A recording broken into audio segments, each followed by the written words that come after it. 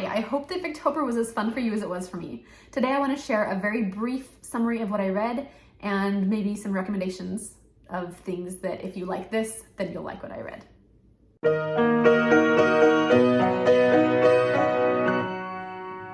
So the first thing that I am going to talk about is the book that I have not yet finished. I'm a little bit embarrassed about it, but it is so beautiful and so good that I want to keep reading it. I am probably 2/3 of the way through, and it is The Heir of Redclyffe by Charlotte Mary Young. I am absolutely loving it. It's beautiful. There's a really fascinating, interesting friendship in this story that still has me wondering what's going to happen and how the characters will work things out in their lives. This one, I would say it would be great for fans of Little Women, obviously because this is the book that Jo March is reading when she's eating apples in the orchard and crying. It's just a beautiful book. Okay, the next one that I read was a short story from this little classic railway stories, and it's called The Cuckoo Valley Railway by Arthur Quiller Couch. It's very short, maybe like 3 or 4 pages, but it was a beautiful taste of Victorian life from that time period. It made me think of Lark Rise to Candleford, the miniseries. I actually haven't read the books. So kind of along those lines, just a little bit about how the railroad was changing things in England in the Victorian era. Okay, the next one I read was, I just finished this one and it was something. I loved it. A Pair of Blue Eyes by Thomas Hardy. I love Hardy so much. I always know that I'm going to be in for some tragedy. This one is like the middle lower scale of tragedy on the Hardy tragedy scale. It was beautifully written, kept me reading every single chapter. Just actually, I believe this is where cliffhangers were, that phrase was first coined, because there is literally a cliffhanger at the end of one of the chapters of this book. It was so fascinating. I absolutely loved it. And there were things that I predicted would happen, but they happened so beautifully that I didn't feel disappointed or like I was cheated out of a surprise at all. Excellent book. And I would say that one would be, kind of had a Mary Elizabeth Braddon vibe to it a little bit. Kind of reminded me of The Doctor's Wife and maybe a little bit of Lady Audley's Secret. It was really great. Okay, the next one is Mrs. Oliphant's The Rector. And this reminded me a lot of Anthony Trollope's Barsetshire Chronicles.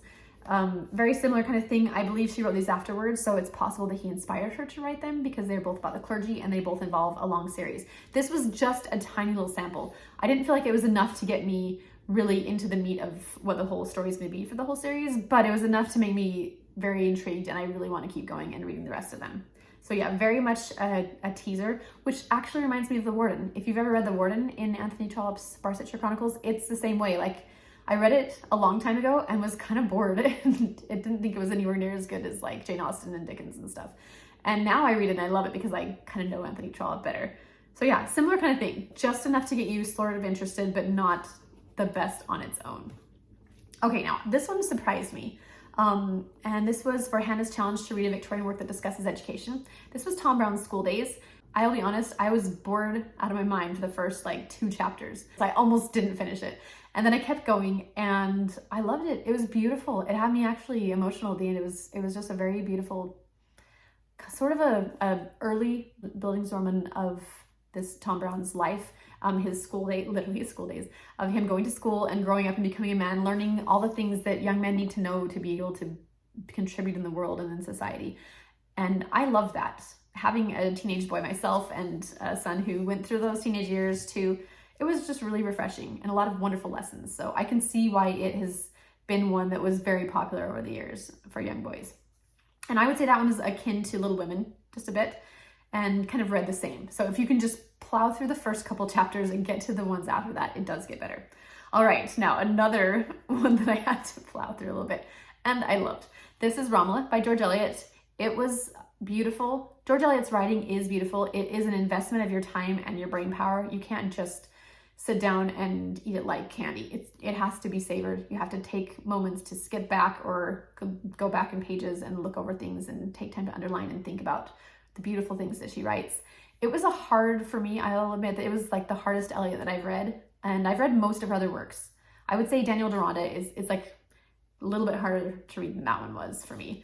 But honestly, very rewarding and very beautiful. And I really enjoyed it by the end, but there were some frustrating moments with just characters who were exasperating and a lot of Florentine history, which I wish I knew better. And I think that someday when I study Florence, if I can go there and then read this again, I think it would be a lot more meaningful, but it was still really good.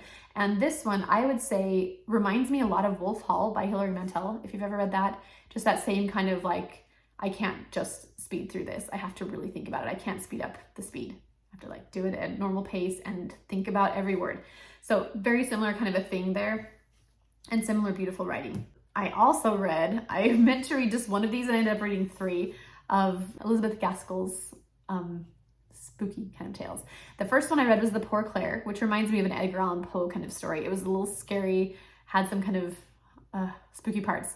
It was good though, very good. And then I read Lois the Witch, which was fascinating. Lois the Witch is about the whole Salem witch trials, and it reminded me of The Witchcraft of Salem Village by Shirley Jackson, which I highly recommend. It's very fascinating, and also The Crucible. So if you like either of those, you'd probably like Lois the Witch. It's very well done. And Old Nurse's Tale was second time I read it and I loved it. It reminds me of Amelia Edwards' short stories, her ghost stories, especially if you like the Old Nurse's Tale, because I think a lot of you have read that. I would totally recommend The Phantom Coach by Amelia Edwards. That was a fun one. Okay, now the last thing that I read is one that I'm actually still in the middle of reading the other part of. So this is a 2-book volume of Emily Eden's The Semi-Detached House and The Semi-Attached Couple. My goal was just to read The Semi-Detached House.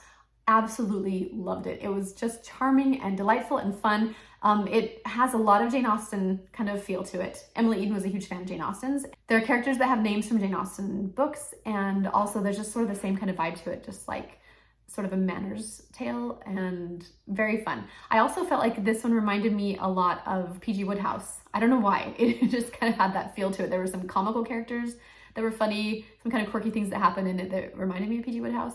But yeah, definitely if you like Jane Austen, you'll like this one. And because I liked it so much, and I read it with a couple of fantastic friends, we decided to continue on, and we're now reading The Semi-Attached Couple, and I'm in the middle of that and absolutely loving it as well. And it is definitely a little bit more, heavy is not the right word because neither of them are very heavy, but it is more substantial maybe. So the interesting thing about these 2 books is that she only wrote the 2. She actually wrote The Semi-Attached Couple when, like in the 1820s, and never published it. And then she published, 1859, I think, she published The Semi-Detached House, and it did really well. And because of that, she decided to pull out her old manuscript, fix it up, and then she published it the following year, I think 1860.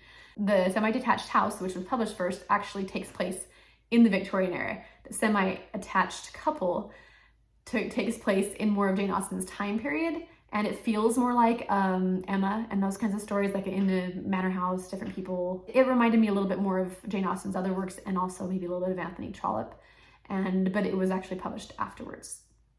Hope that wasn't too confusing, but definitely worth reading. Both of those are just a real treat. You will totally love them. If you don't have time to read a physical copy, they're wonderful LibriVox versions of those read by Elizabeth Klett, and that's a great way to experience them. It was a wonderful Victober year for me. I had a lot of fun. I think my favorites are probably The Semi-Detached House, maybe Tom Brown, maybe A Pair of Blue Eyes. Oh, okay, I don't have a favorite. I loved all of them. They were all so good. Victober is the best, and I'm so glad I got to be a co-host this year. And thanks to the other wonderful hosts that made it such a fantastic year, and all of you great people. It's so fun to make some new friends on here, and I'm excited to read more with you.